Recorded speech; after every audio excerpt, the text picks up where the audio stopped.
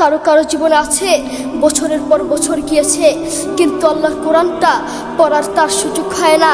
তার মতো নাফরমান এই বাংলার জমিনে আরেকটাও হতে পারে না, ঠিক কিনা? আমি তোমাকে দেখে বড় অবাক হচ্ছি, আমি তোমাকে দেখে বড় অবাক হচ্ছি। আমাদের সবাইকে একদিন কবরে যেতে হবে। কি হবে আপনার টাকা পয়সা, কি হবে আপনার ধন সম্পদ, এগুলো ছেড়ে আপনাকে একদিন কবরে যেতে হবে। তার একটা দৃষ্টান্ত দিলে আপনারা হয়তো বুঝতে পারবেন।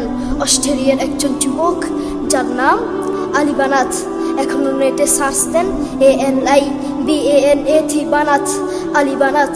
তিনি একদিন চা খাচ্ছিলেন, চা খাওয়ার সময় জিহ্বায় একটা ফুসকা উঠেছিল। ডাক্তার দেখায় ভালো হয় না, ডাক্তার দেখায় ভালো হয় না। ডাক্তার বলেছেন, স্যার আপনার ক্যান্সার হয়েছে। ক্যান্সার 4টি স্টেজ রয়েছে, প্রথম, দ্বিতীয়, তৃতীয়, চতুর্থ স্টেজ, জীবনের শেষ স্টেজ। আপনার আর বেশি দিন বাকি নেই। সেই আলী বানাত লক্ষ লক্ষ টাকার মালিক। এক জোড়া জুতো ব্যবহার করতেন যার দাম হাজার হাজার টাকা, এক জোড়া স্যান্ডেল ব্যবহার করতেন যার দাম 45,000 টাকা, একটা ফেরারি গাড়ি ব্যবহার করতেন যার দাম লক্ষ লক্ষ টাকা। সেই আলী বানাত এই মাটির নিচে চলে গিয়েছেন। তিনি এই মাটির নিচে চলে গিয়েছেন, তেমনি ভাবে আমাদেরকে এই মাটির নিচে যেতে হবে, আমাদেরকে মৃত্যুর স্বাদ গ্রহণ করতে হবে। আজকের এই মাহফিল আপনার জীবনের শেষ মাহফিল হতে পারে। আজকের এই মাহফিল আমার জীবনের শেষ মাহফিল হতে পারে। আজকের এই মাহফিল বক্তাদের জীবনের শেষ মাহফিল হতে পারে। আজকের এই মাহফিল আমার বাবার জীবনের শেষ মাহফিল হতে পারে। আপনি আজকে মাহফিল করেছেন, আগামী বছরে মাহফিল করবেন তার কোনো গ্যারান্টি নেই। হয়তো মাইক থাকবে, হয়তো মাহফিলের প্যান্ডেল থাকবে, হয়তো আপনি থাকবেন না, আপনার খোঁজ পাওয়া যাবে না, ঠিক কিনা? যুবক তোমাকে বলছি, আপনাকে বলছি, যুবক আপনাকে বলছি, আপনি অনেক মানুষকে দেখেছেন, আপনি অনেক মানুষকে দেখেছেন গাড়ি অ্যাক্সিডেন্ট করেছে, গোস্ত কেটে কেটে গাড়ি থেকে বের করছে, আর আপনি তা দেখে হাসছেন, আপনি তা দেখে হাসছেন। সেই জায়গায় আপনিও হতে পারতেন, সেই জায়গায় আপনিও হতে পারতেন, আপনাকেও এভাবে গোস্ত কেটে কেটে বের করতো। আপনারা অনেকেই জানেন তুরস্কের ভূমিকম্প হয়েছে, মাত্র 40 সেকেন্ডের একটি ভূমিকম্প, 40-45 সেকেন্ডের একটি ভূমিকম্পে হাজার হাজার মানুষ মারা গিয়েছে, কোটি কোটি মানুষ মারা গিয়েছে। সেই ভূমিকম্পে সেখানে যদি তুমি হতে অনেক মানুষের ঘর বাড়ি ধ্বংস হয়ে গিয়েছে। সেইখানে যদি তুমি হতে তখন কি করতে? যুবক, আপনি বড়ই গুনাহগার, আপনি আল্লাহর কোরআনকে লাথি মারে, আল্লাহর কোরআনকে অসম্মানী করে আপনি কবরে যাবেন, শান্তিতে থাকতে পারবেন না। আপনি আল্লাহর কোরআনকে অসম্মানী করে কবরে যাবেন, একটুও শান্তি পাবেন না। আপনি জানেন কোরআন কি জিনিস? এই সারা দুনিয়ার মধ্যে যদি শান্তির আশা করেন, কোরআন ছাড়া কোনো বিকল্প রাস্তা নেই, ঠিক কিনা? যুবক, আপনি সারাদিন ইউটিউব বলেন, ফেসবুক বলেন, দুনিয়ার সব দেখতে পারেন, দুনিয়ার সব কিছু দেখতে পারেন, নাটক সিনেমা সব দেখতে পারেন, কিন্তু আল্লাহর কোরআনটা দেখার আপনার সুযোগ হয় না। আমি যদি তোমাকে প্রশ্ন করি, আজ সারাদিন কয়বার ইউটিউব দেখেছ? তুমি বলবে কয়েক হাজার বার। আমি যদি তোমাকে প্রশ্ন করি, আজ সারাদিন কয়বার ফেসবুক দেখেছ? তুমি বলবে কয়েক হাজার বার। আমি যদি তোমাকে প্রশ্ন করি, আজ সারাদিন কয়বার ইউটিউব, কয়বার মোবাইল দেখেছ?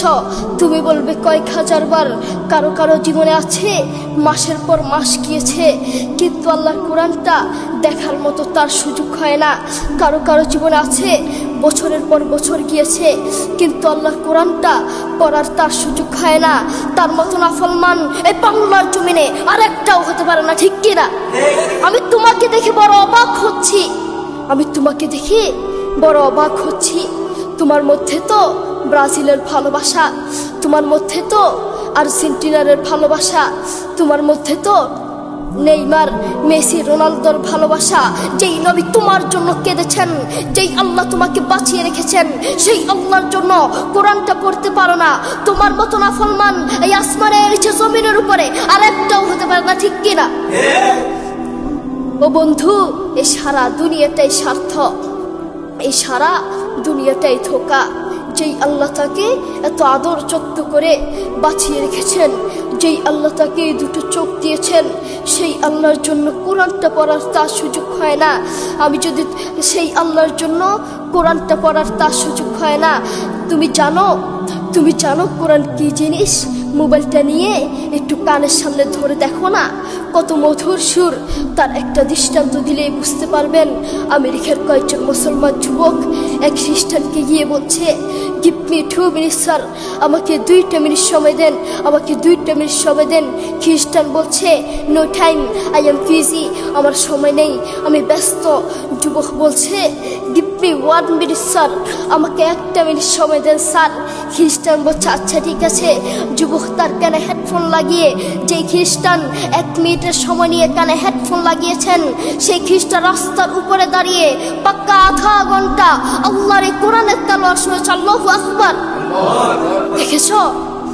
দেখেছো কত মধুর সুর? সেই কোরআনকে তুমি লাথি মারছো, সেই কোরআনকে তুমি অসম্মানী করছো। আল্লাহ তাআলা বলেন, ওয়ামাল হায়াতুদ দুনিয়া ইল্লা মাতাউল গুরুর, ওয়ামাল হায়াতুদ দুনিয়া ইল্লা মাতাউল গুরুর। এই সারা দুনিয়াটাই স্বার্থ, এই সারা দুনিয়াটাই ধোঁকা, এই পৃথিবীটাই ধোঁকা। বউ বলেন, সন্তান বলেন, যতদিন ক্যারিয়ার আছে ততদিন বউয়ের ভালোবাসা, যতদিন ক্যারিয়ার আছে ততদিন স্বামীর ভালোবাসা, যতদিন ক্যারিয়ার আছে ততদিন শ্বশুর শাশুড়ির ভালোবাসা। আর ক্যারিয়ার ধ্বংস, কাছের বন্ধু শত্রু হয়ে যাবে, কিনা? ক্যারিয়ার ধ্বংস হলে কাছের বন্ধু শত্রুয়ে পরিণত হয়ে যাবে। এই সারা দুনিয়াটাই স্বার্থ, এই সারা দুনিয়াটাই ধোঁকা, পৃথিবীটাই ধোঁকা। সারা দুনিয়ার সবার কাছে স্বার্থ, কারো কাছে কোনো ঈমান নেই, কারো কাছে কোনো ঈমান নেই। আল্লাহ তাআলা আমাদের সবাইকে বুঝার তৌফিক দান করুন। ওয়া আখির দাওয়ানা আলহামদুলিল্লাহি রাব্বিল আলামিন। আসসালামু আলাইকুম ওয়া রাহমাতুল্লাহি ওয়া বারাকাতুহু।